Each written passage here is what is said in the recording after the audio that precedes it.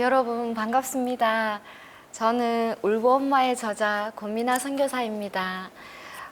그리고 저는 7살부터 15살까지의 아들 5, 딸 하나 6남매를 키우고 있는 엄마입니다. 그리고 저희 가정은 2016년도에 말레이시아로 선교를 나갔다가 지금 안식년으로 한국에 들어와 있습니다. 한국에 와서 이렇게 제 책을 소개할 수 있는 기회를 주셔서 하나님께 너무 감사하고, 오늘 저의 책 소개가 지금도 자기 자신의 그 바보 같은 모습으로 신음하면서 울고 있는 바보 엄마들에게 용기를 주고 위로를 주고 또 격려하는 그런 시간이 되었으면 좋겠습니다.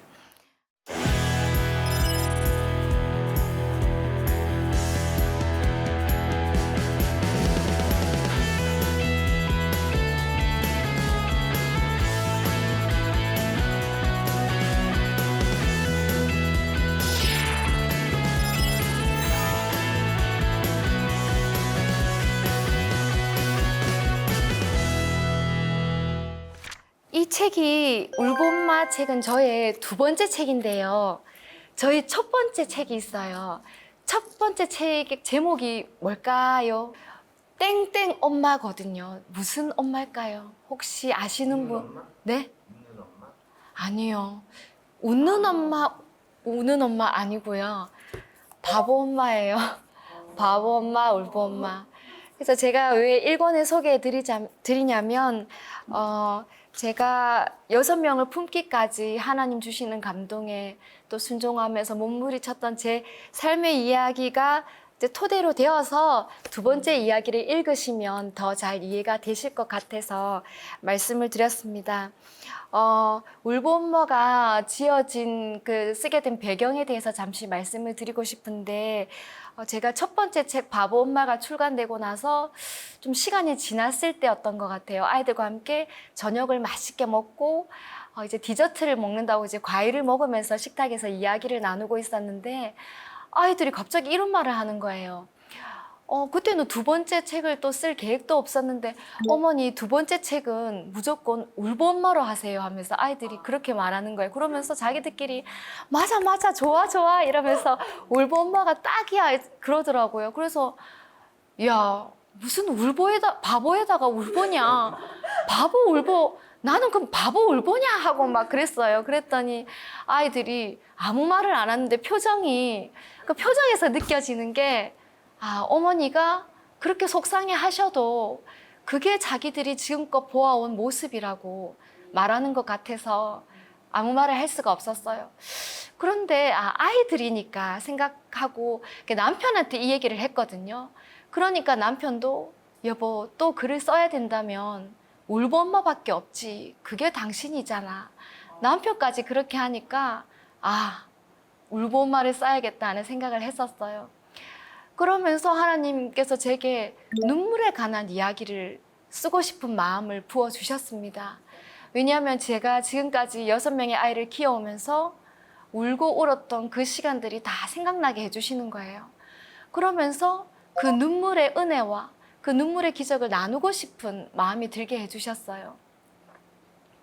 그렇게 해서 이제 그 울보 엄마를 쓰게 되었고, 한데 이제 써야 되고 써야 되는 권유를 받기도 하고 저도 그런 마음을 부어주셔서 쓰고 싶은데 너무 자신이 없는 거예요. 제가 전문 작가가 아니고 그냥 애기 엄마라 가지고. 그래서 어떻게 써야 될지 모르고 너무 막막해서 어느 금요 기도회 때 또 펑펑 울면서 기도했어요. 하나님, 마음을 부어주시고 제가 써야 될 것 같은데 어떻게 해야 될지 모르겠다고, 너무 막막하다고, 못하겠다고 이렇게 막 울면서 기도하고 있는데, 하나님께서 한 장면이 생각나게 해주시면서 한 장면을 제게 보여주셨어요. 근데 어떤 장면이었냐면, 아주 투박하고 보잘것없는 그 제 글에 하나님께서 하나님의 숨결 후 하고 불어 넣어 주시는 것 같은 그런 장면을 보여주셨어요. 그러면서 제가 또 막 울면서 하나님 너무 감사합니다. 저는 너무 부족하지만, 저는 보잘것없지만 하나님께서 당신의 생기를 불어넣어 주시고 성령께서 역사하실 것들을 생각하니까 할 수 있을 것 같더라고요. 그러면서 하나님 너무 기대합니다. 비록 활자로 쓰여진 이 책이지만 이 책을 통해서 엄마들이 글을 읽고 마음을 만지시고 기도할 마음을 부으실 성령의 역사를 기대합니다 하고 뜨겁게 기도했던 기억이 납니다. 그래서 이 울봄마를 쓰게 되었고요. 이 책을 통해서 이 책에 주로 담긴 내용은 제가 너무 몰라도 너무 모르고 모르는 게 겸손의 의미가 아니라 정말 실제로 너무 모르고 아이들은 많고 어떻게 해야 될지 모르는 제게 하나님 어떻게 해요? 어떻게 해요? 물었을 때 하나님께서 친히 깨닫게 해주셨던 이야기들, 때로는 울고 우는 저에게 하나님께서 전해달라고 던져주신 그 메시지들, 그러면서 또 엄마들에게 하나님 앞에서 우는 것도 우리에게 힘이 될 수 있다는 꼭 전해주고 싶었어요. 아무리 무지하고 아무리 가난하고 아무리 못 배워도 하나님 앞에 갈 수는 있잖아요. 그렇게 하나님 앞에 가서 우는 눈물이 능력 있고 열매가 되고 기적이 있다는 것을 말해주고 우리에게 소망이 있다고, 우리에게 희망이 있다고 힘을 내자고 말하고 싶었습니다. 그래서 울보엄마는 5개 장으로 제가 구성을 해보았는데요.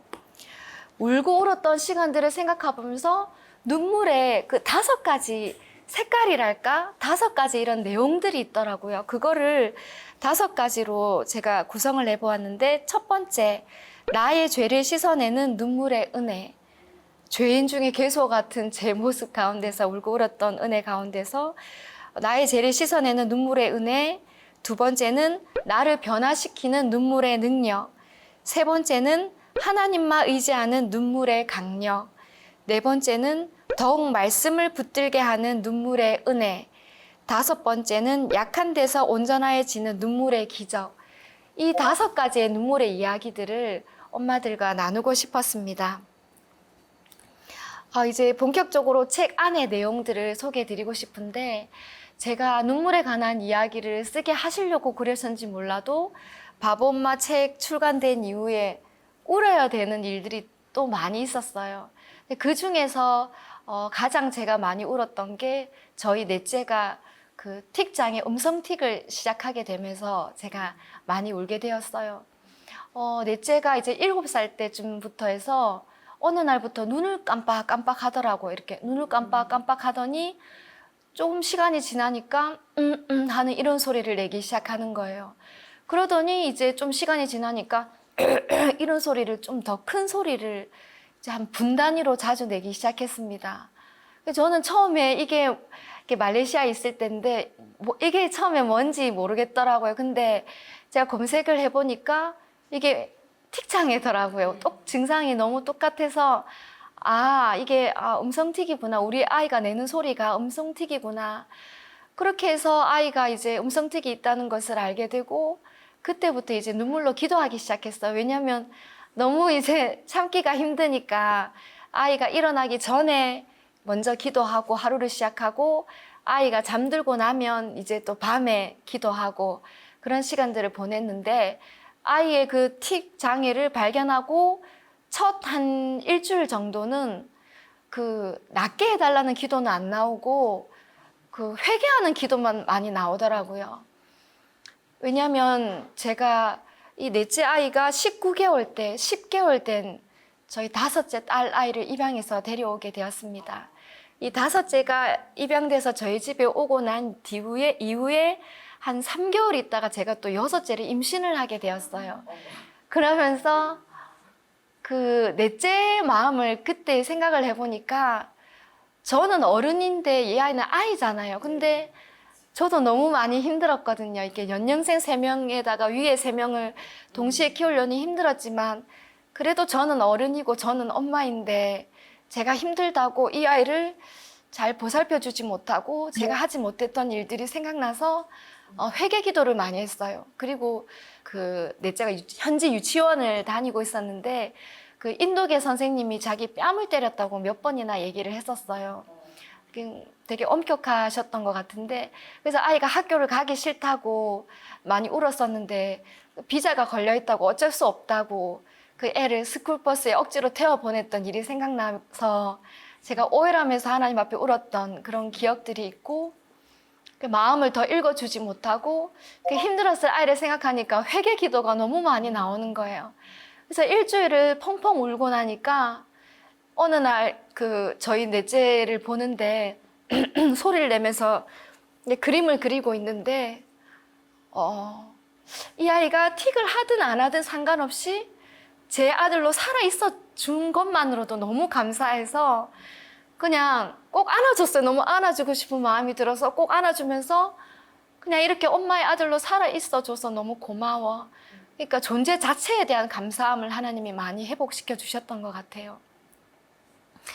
그러면서 이제 어느 날은 제가 그때 코로나랑 겹쳐서 집에 많이 있었지만 이제 밥하기 너무 힘든 날이 있어서 외출을 해서 이제 외식을 한다고 나갔었는데 식당에서 아이가 너무 소리를 내니까 제가 너무 피해를 주는 것 같아가지고 자꾸만 고개가 숙여지는 거예요.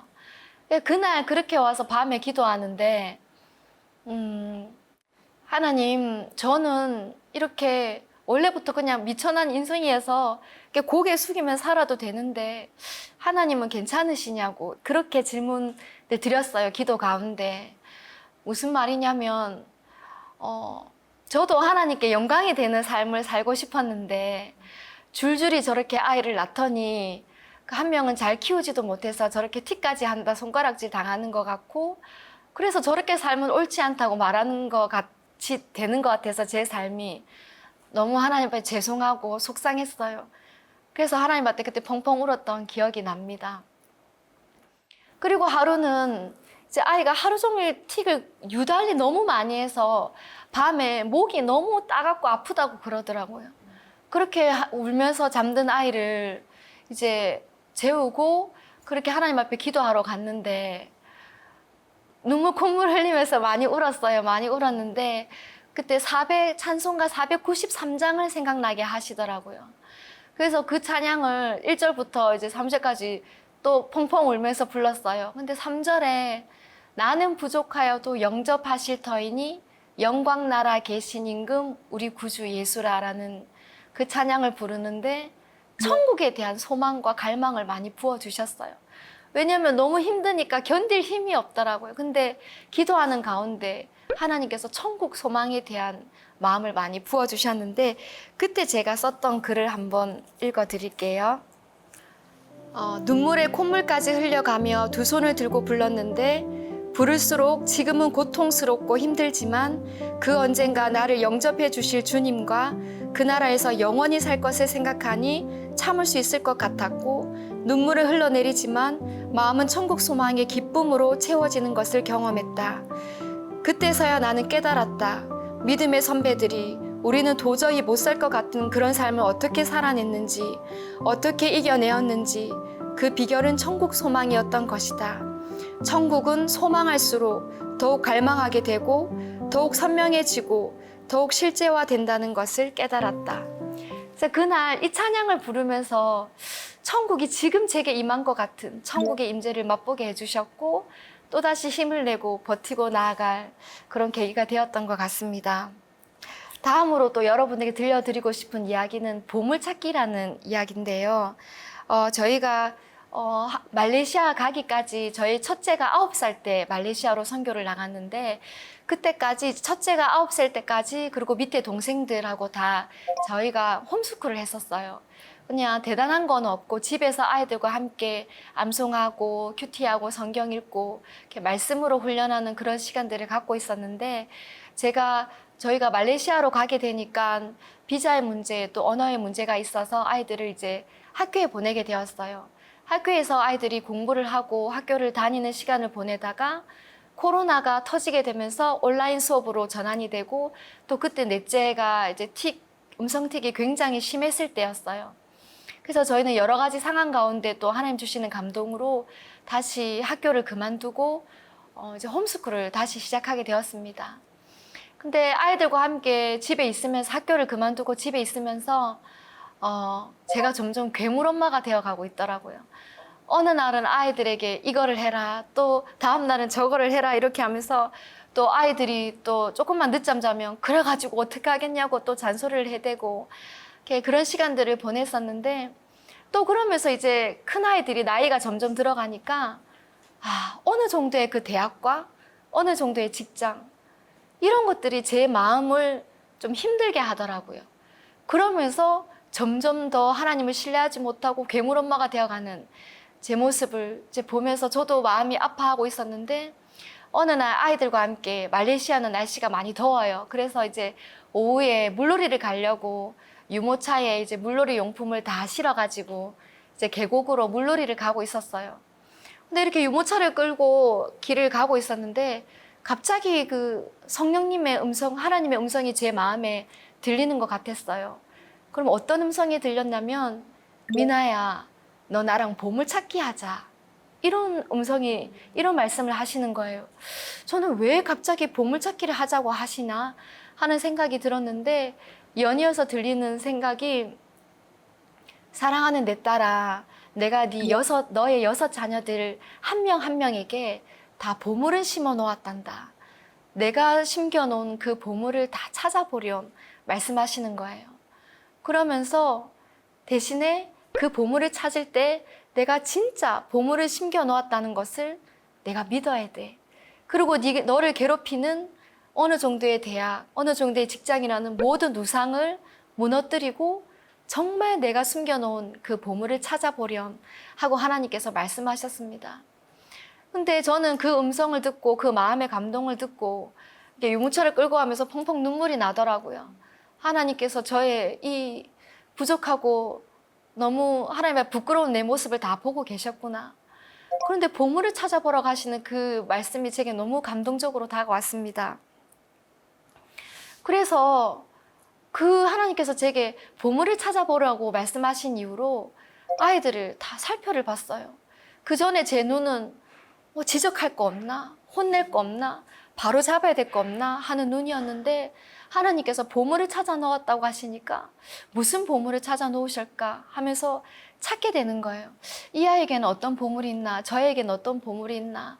하면서 찾고 있는데, 어느 날 저희 둘째를 보게 되었어요. 보니까 주일학교 한인교회에서 왜 사탕, 초콜릿 이런 것들을 많이 받아오잖아요. 그러면 다 먹고 싶을 때는 얘는 안 먹고 그거를 참고 이렇게 모아두었다가 오늘날 저보고 고무밴드를 찾는 거예요. 그래서 어디 있다고 가르쳐 주니까 알겠어요 하고 갔던 애가 조금 있으니까 사세요 사세요 하면서 이렇게 이제 장사하는 그런 소리가 들리는 거예요. 그래서 무슨 일 있나 해서 가서 보니까 제가 놀랬던 거, 그 장사 소환이라고 할까요?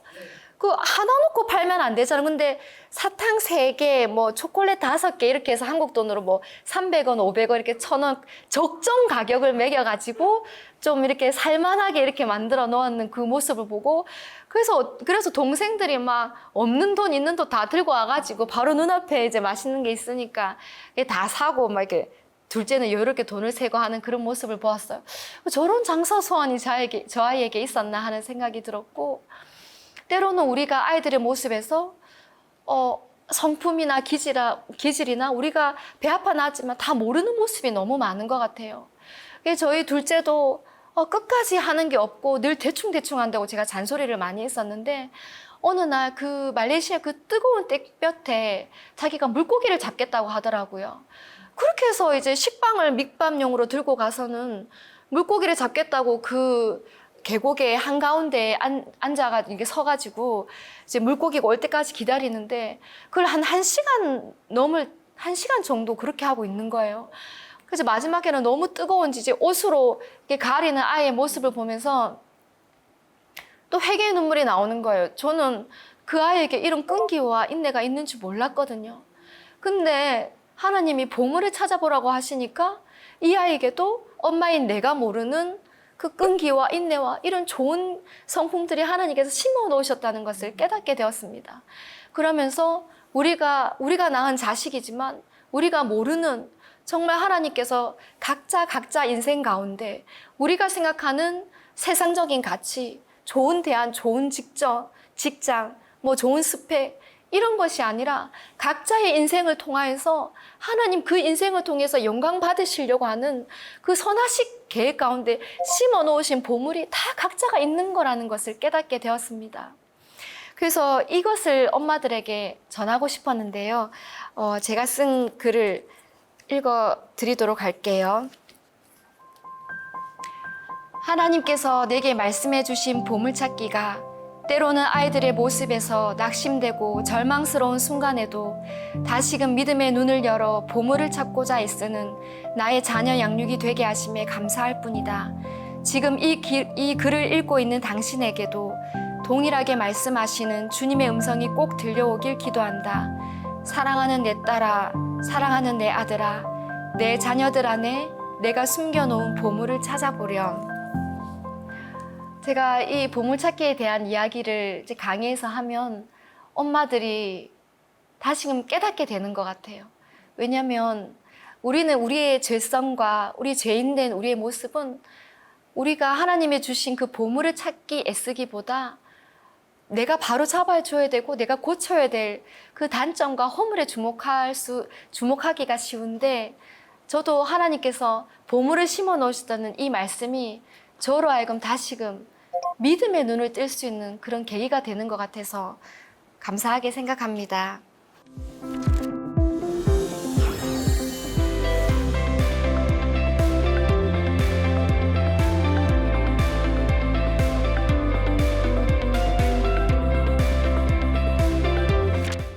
이제 두 번째 챕터로 넘어가서 말씀드리고 싶은 것은, 제가 어느 날 그 아이들이 이제 놀고 있는 모습을 보고 있는데 그때도 그 몸이 좀 힘들었어요. 그래서 축 늘어진 어깨로 아이들이 노는 것을 보고 있는데, 제가 엄마로서 경험한 것은 제가 막 이렇게 뜨겁게 기도할 때, 예배할 때 이렇게 하나님께서 들려주시는 음성도 있지만, 그런 감동도 있지만, 그냥 엄마로서 일상을 살아갈 때 하나님이 들려주셨던 그런 메시지들이 참 많이 있었습니다. 그날도 이렇게 아이들이 노는 모습을 이렇게 보고 있는데 제 마음에 이런 음성이 들려오는 거예요.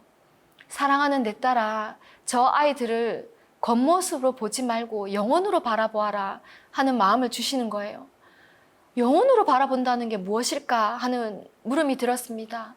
근데 하나님께서 어떤 마음을 주셨냐면, 영혼으로 바라본다는 것은 예수님을 믿지 않으면 저 지옥으로 떨어질 수밖에 없는, 그리고 말씀이 없으면 어떻게 살아야 될지, 어디로 가야 될지 알지 못하는 그런 영혼으로 바라보아라 하는 마음을 주시는 거예요. 그런 하나님의 음성을 묵상하니까 또 눈물이 터지는 거예요. 왜냐하면 진짜 제 아이들이, 제가 선교사 가정인데 제가 제 아이들한테 뭐 대단한 힘이 되어주거나 뭐 물려줄 게 뭐가 있겠습니까? 근데 이 아이들 안에 예수님이 없이 이 아이들의 인생을 살아갈 것을 생각하니까 너무 마음이 아프고 너무 마음이 미어지더라고요. 왜냐하면 내가 줄 수 있는 것이 이 예수님을 전해주는 것밖에 없는데, 이 아이가, 우리 부족한 부모지만 이 아이들이 자기의 그 예수님을 붙잡고 자기의 주님을 붙잡고 인생을 살아가는 게 저의 유일한 소망이고 기대인데, 이 아이들에게 그 예수님을 전해주지 못하고 이 아이들의 믿음이 없이, 말씀 없이 살아갈 인생을 생각하니까 너무 마음이 미어졌습니다. 아이들의 행동이 바르거나 잘하면 또 뭘 잘하면 제가 좋고, 그렇지 않으면 마음이 낙담되고 하는 그런 제 모습이 있었거든요. 근데 하나님께서 이런 마음을 주시니까 영혼으로 바라봐.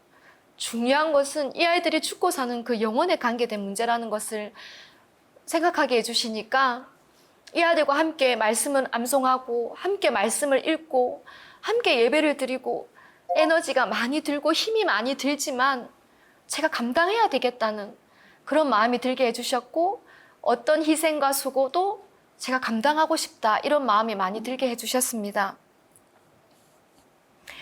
그래서 지금 계신 분들과 또 강의를 들으시는 모든 분들에게 성령님의 이 음성이 들려왔으면 좋겠어요. 그리고 우리의 영안을 열어주셔서 우리 자녀들의 영적인 상태를 볼 수 있었으면 좋겠어요.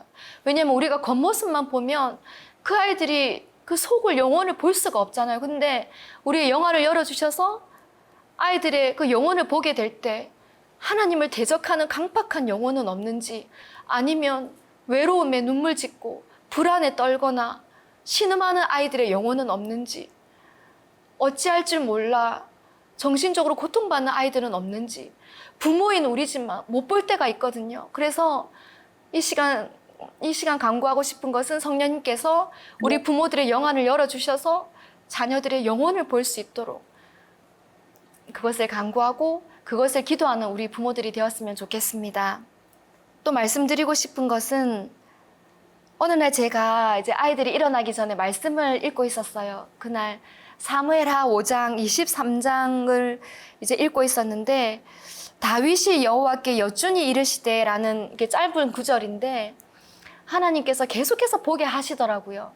다윗이 저는 대단한 게 계속 묻고 하나님께 묻고 행동으로 옮기고 그 묻는 영성이 저는 너무 본받고 싶었습니다. 근데 이 이야기를 읽으면서 여쭈니 이르시되라는 이 구절을 성령님께서 지금 조명처럼 비춰주시는 거예요. 여쭈니 이르시되 계속 묵상을 하다가 아주 단순한 영적인 원리, 하나님께 여쭈어 보니까, 하나님께 물어보니까 하나님이 말씀해 주신다, 대답해 주신다. 여쭈니 이르시되라는 아주 단순한 영적인 진리를 깨닫게 되었습니다. 그러면서 하나님께서 제게 하나님의 아픈 마음을 제게 부어주셨어요. 그건 뭐냐면 우리가 정보화 시대를 살고 있잖아요. 뭐 모르는 게 있거나 궁금한 게 있으면 우리는 어떻게 합니까? 검색을 하잖아요. 그런데 모든 영역에서도 그렇지만 자녀 양육의 영역에 있어서도 부모들이 모르는 게 있으면 검색을 해서 검색의 결과에 따라서 문제를 해결하고 이렇게 대응하는 우리의 모습이 많이 있는데, 그래서 검색 육아라는 말도 있잖아요. 근데 이것에 대한 하나님의 그 아픈 마음을 제게 부어주셨어요. 왜냐하면 어떤 마음이냐면 이 아이의 주인은 이 아이에 대한 완벽하고 선한 계획이 나에게 있는데 왜 나에게 묻지 않느냐? 나에게 물어야 내가 대답을 할 텐데, 나에게 물어야 내가 가르쳐 줄 텐데 하는 그런 안타까운 하나님의 마음이 부어졌습니다. 그래서 저는 그 하나님의 안타까운 마음을 느끼면서 우리가 성경적 자녀 양육에 대해서 많은 강의들을 듣고 많이 고민하고 하지만 성경적 자녀 양육의 시작은 하나님께 묻는 것으로부터 시작돼야 된다는 생각이 많이 들었습니다. 왜냐하면 많은 전문가들이 있고 많은 책들이 있지만 우리 부모된 우리와 우리 아이의 그 상황과 환경, 아주 과거에서부터 전 미래에 대한 완벽한 계획과 그 완벽한 시나리오를 다 알고 계시는 분은 하나님밖에 없잖아요. 어떤 전문가도 모든 그 과정을 면밀히 세밀히 다 알 수 있는 전문가는 없다고 생각합니다. 우리가 도움을 받을 수 있지만, 그래서 우리가 물어야 될 최고의 분은 하나님. 그래서 이 강의를 통해서 우리가 하나님께 묻는 영성, 물음의 영성으로 다시 돌아가서 아직 우리가 부모이지만, 아직 내가 부모이지만 한 번도 하나님께 하나님, 제가 부모인데 이 아이를 어떻게 키워야 될까요? 부모인 제가 어떻게 키워드리기를 원하십니까? 하고 한 번도 묻지 않았다면 하나님 앞에 나아가서 어떻게 키워야 될까요? 묻는 물음으로부터 시작되는 우리의 자녀 양육이 되었으면 좋겠습니다.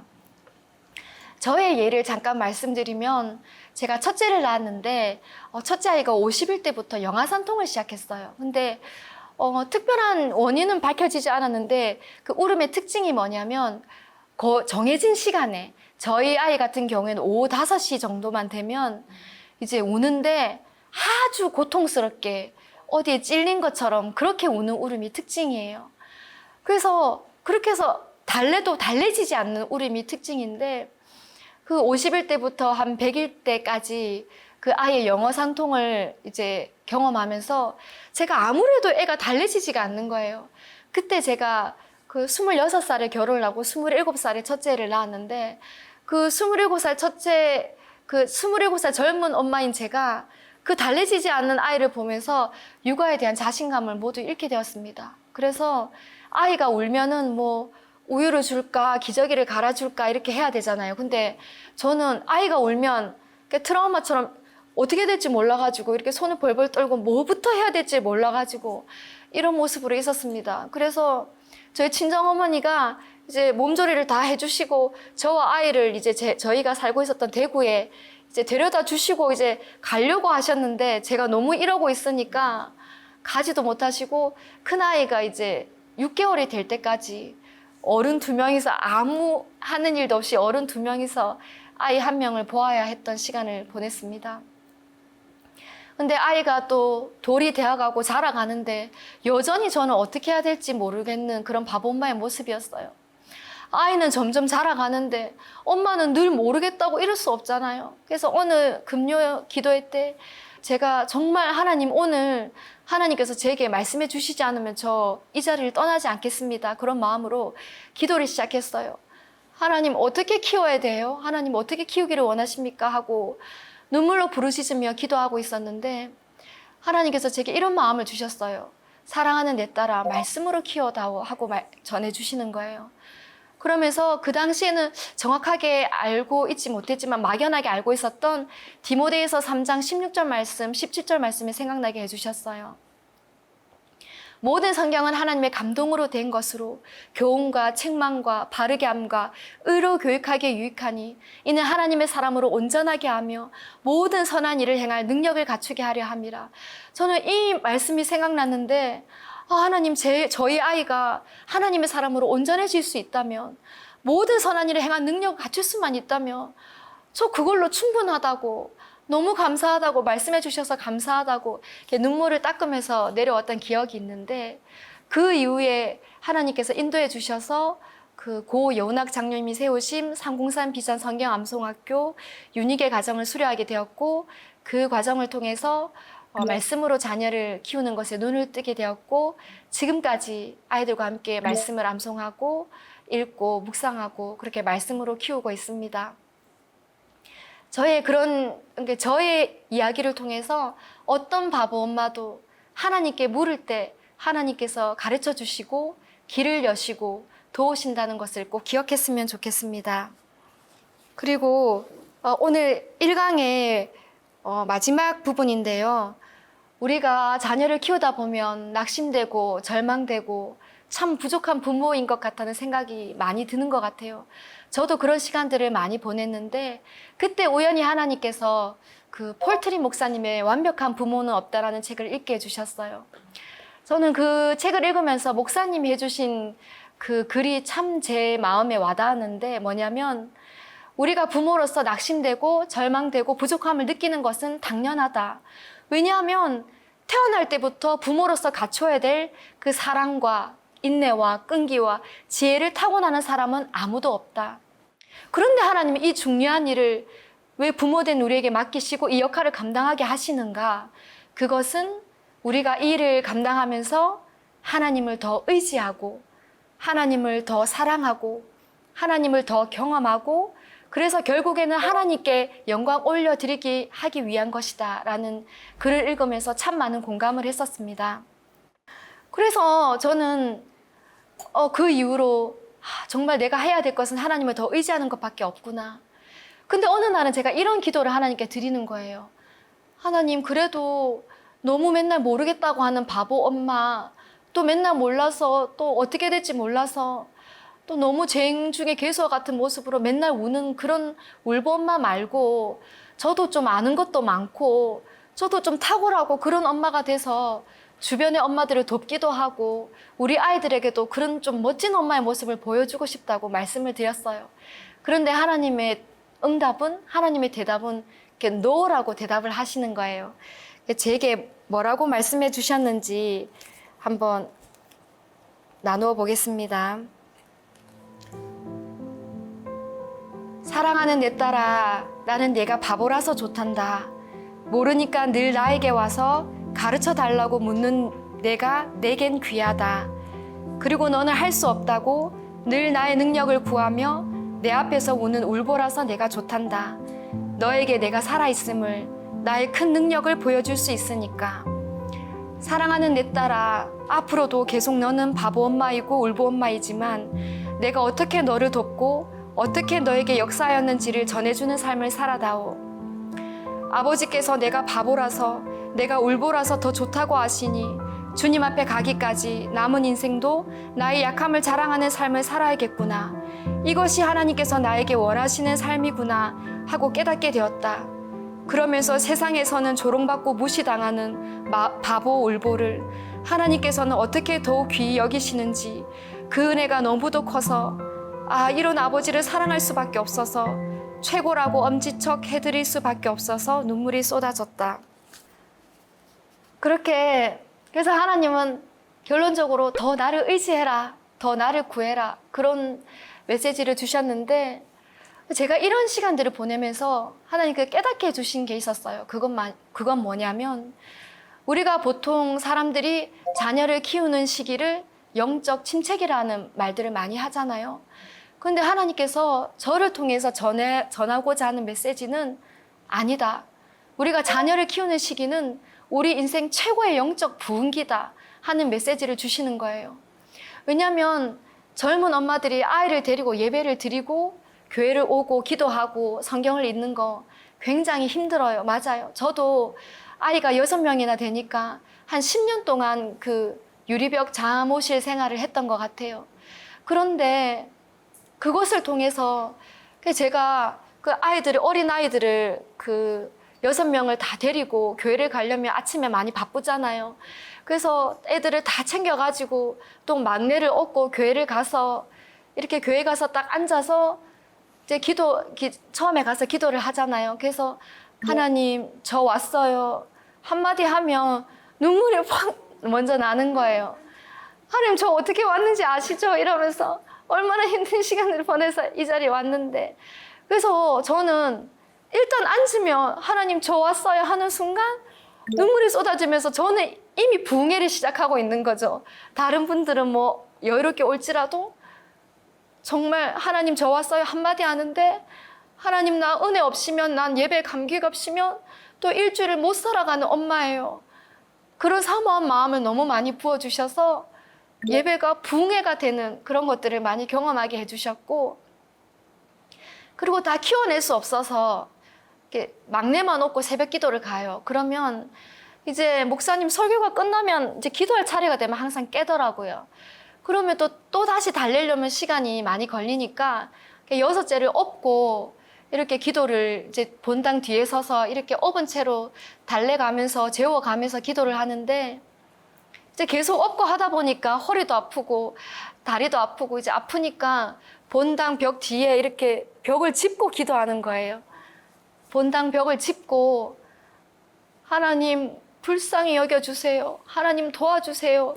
이렇게 벽을 짚고 기도하고 있으면 정말 우리가 그냥 본당에서 편안히 앉아서 그냥 드릴 때, 기도할 때 누리지 못했던 그 아이를 키우는 절박한 엄마의 그 기도, 하나님께서 큰 은혜를 부어주시고 제 마음에 뜨거운 눈물을 주시고 제 마음을 부흥해 주셨던 그런 은혜들이 있었던 것 같습니다.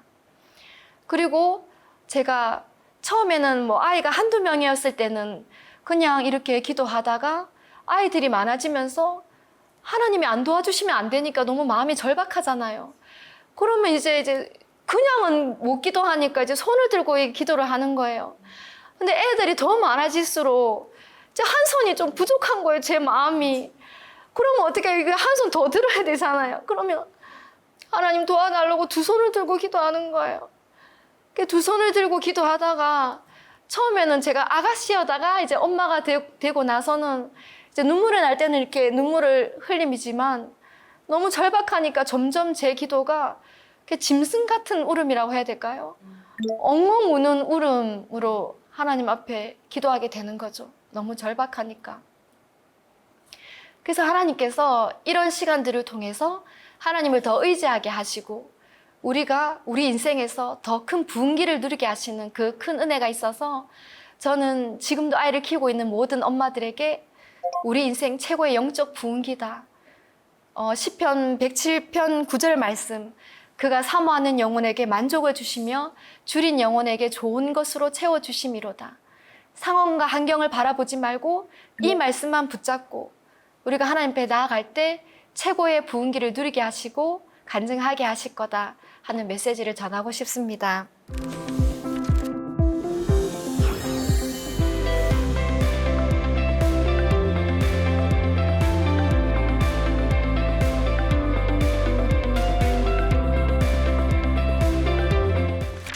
오늘 저는 저희 눈물의 5가지 주제 중에서 나의 죄를 씻고 나를 변화시키는 눈물의 능력, 하나님만 의지하는 눈물의 강력에 대해서 말씀드렸습니다.